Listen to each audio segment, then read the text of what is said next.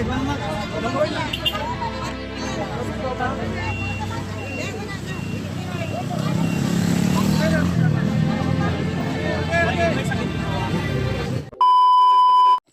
yun, what's up? Isang mapagpalang gabi sa inyo lahat mga tol. So welcome back ulit sa ating YouTube channel, sa lahat ng mga solid supporters natin dyan, mga solid viewers.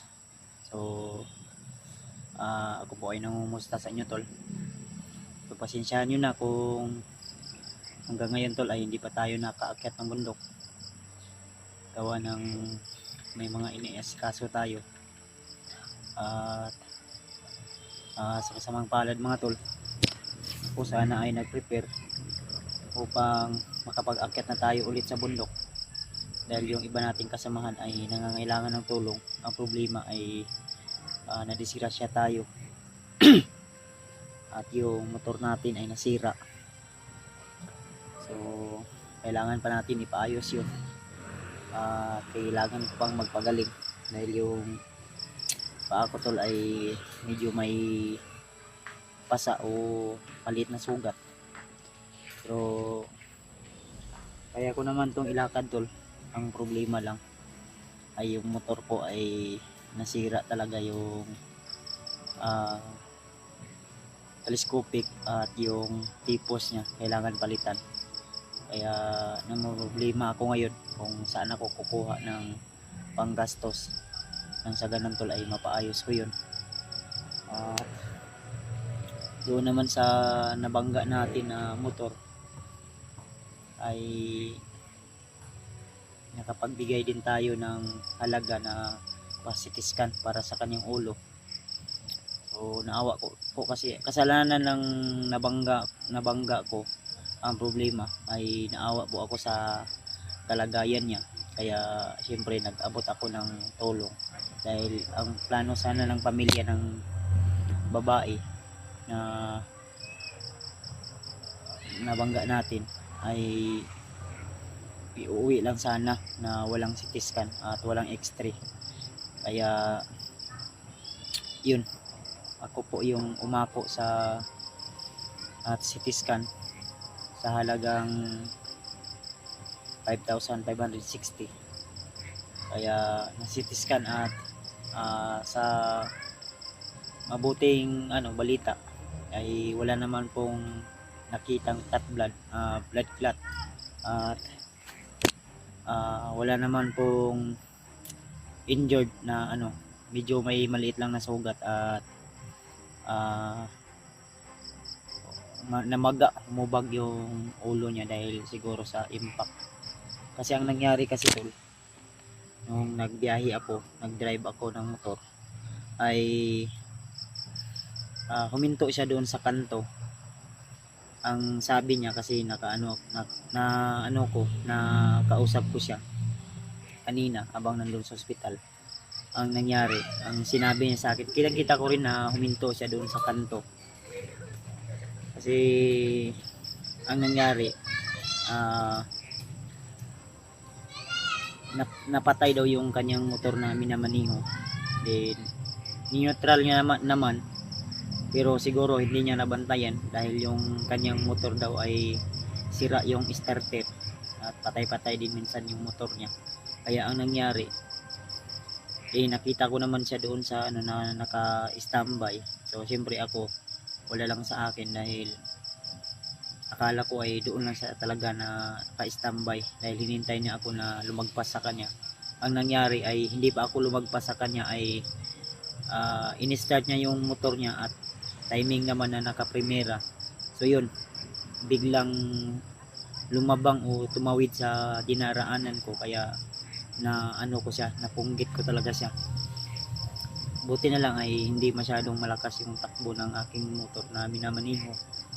Kaya yun yung nangyari, nabagok siya doon sa Tapos buti na lang yung sasakyan na Harabis na L3 van ay nadamay din. Buti na lang ay hindi na okay naman yung tao. Buti lang yung nadamay ay hindi na ariglo na lang sila. At sa akin naman ay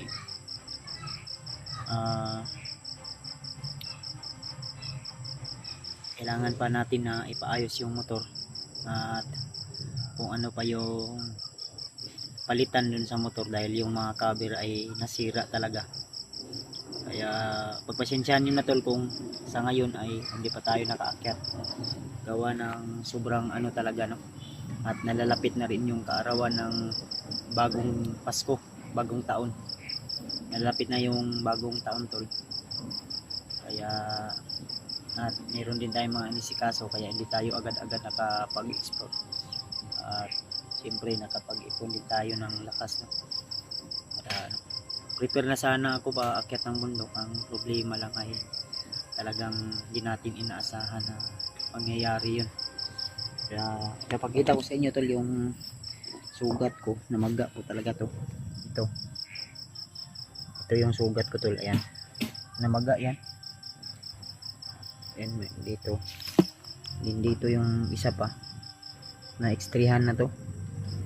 May inano ako na gamot na resita sa akin pero hindi ko na binili kasi medyo ano naman to, hindi naman talaga totally na ano talaga. So masakit siya pero siguro kaya lang naman to na lagyan lang ng mga first aid lang. Hindi na kailangan ng mga medicine talaga dahil minsan nakakasira din yung palagi tayong umiinom ng gamot tol na required ng mga doktor. Dahil may mga drugs din yan na pahilom ng sugat o pangpakalma ng sakit sa sugat. Yung ano ko, ano lang naman to, pasa, nabunog lang yung ugat siguro o bukog buto ng aking kaliwang paa. So sana tol ay magiging okay yung babae na ano natin dahil ang sabi ng doktor ay okay naman. Kanina inobserbahan lang yun ng hindi kasi pwede ilabas agad dahil sabi ng doktor 6 hours kailangan obserbaran. Wala naman silang nakita na ano sa CT scan, so kailangan na obserbaran ng 6 hours dahil wala daw pagkadisgrasya. After 6 hanggang 6 hours daw ay critical para yung ano, kailangan hindi nagsusuka, hindi hihilo. Yun yung kailangan na iano.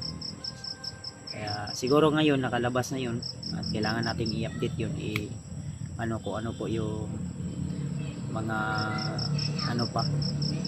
Pero kasalanan talaga ng babae tol na bigla siyang tumawid kasi ang sabi ng kanyang ama ay pa lang daw yun, bago lang practice, nakatuon, marunong magmaniho. Minsan daw hinati daw yun, pero yun lang na timingan talaga na hindi hinati dahil medyo may kalapitan lang yung sa kanila. Kaya yun nangyari, hindi na inaasahan na aksidente. Bigla nga ako dahil bigla siyang tumawid. Nakita ko talaga siya na dumiritso.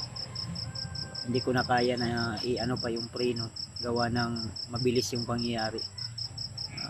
Expected ko na hindi siya sa tatawid dahil nakita ko talaga na nag-neutral siya, naghinto siya. Ang sabi niya talaga, confirm siya sa akin na in-start niya yung naka-neutral na siya. Sa isip lang siguro niya, nakita niya na hindi na nakailaw yung letter N. Kaya nasa isip niya na naka-neutral siya pero patay yung kanyang motor. Kaya pag-start niya siguro naka-primera, ingansa. Kaya yun, na takbo biglang sumulpot yung kanyang motor. So pasalamat pa rin tayo dahil hindi talaga masyadong critical yung sitwasyon ko. Walang na injured. At sa kanya din ay yun lang din yung nangyari na hindi talaga injured na malala. Sana tuloy nakalabas na yun ngayon dahil may anak din yun na maliit pa, 3 years old dapat. Kaya nga naawa ko, kaya inako ko nila yung CT scan kahit kasalanan nila. Nandun si Patrick sa nagluluto yun ng tingnan natin.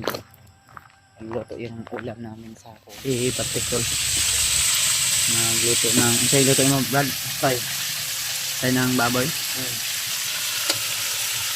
Dito ko na sobra ng ano, naubos ng mantika. Nabalitaan ko Brad na umiyak ka daw Brad. Ha? Umiyak ka daw dahil sa pag-ibig. Dahil sa pag-ibig, umiyak ako. Ha? Dahil sa pag-ibig, umiyak ako. Bakit ka man umiyak? Ayun lang, malungkot ng Pasko ko. Ha? Malungkot ng Pasko ko. Malungkot ang Pasko mo? Anong malungkot man? Sinaktan ka? Ha? Hindi naman. Ha? Hindi naman. Matingin ka dito. Kuha naman yun ha. Kuha lang yun. Kaya ko lang yun kay iyak niya yung pusa, yung tao pa. No? Okay lang yan. Ganyan talaga pag nagmahal na sasaktan. Hindi patutol na luto ng atay ng baboy. Parang nasunog niya yun Brad ba? Sa kanyan, mantika ba? Ang mantika niya, mayroon ng kan ba? Tutong niya. Ayan dito. Ito na yung ano na, hiwa na. Talatlo. Kain tayo ngayon at ang ulam natin ay atay ng baboy.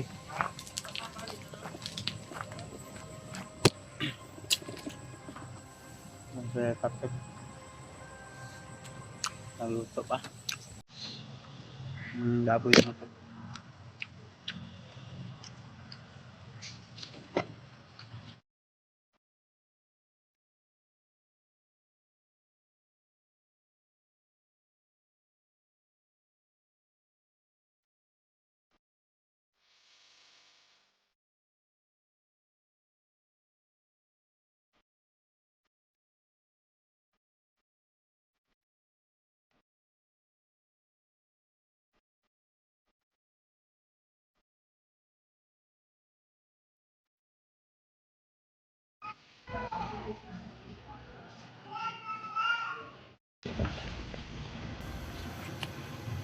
Ito yung motor na ano natin tol, na bangga natin.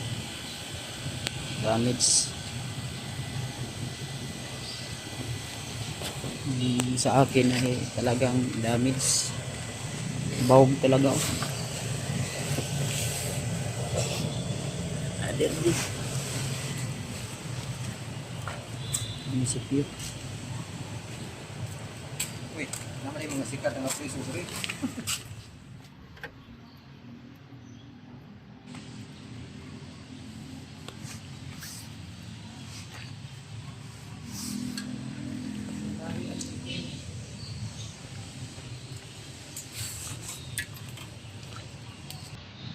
Gamit ng mga bil. Ha? Pwede sila yun tayo. Damage oh. Patay po isa, patay po ngayon. May damage ka diyan.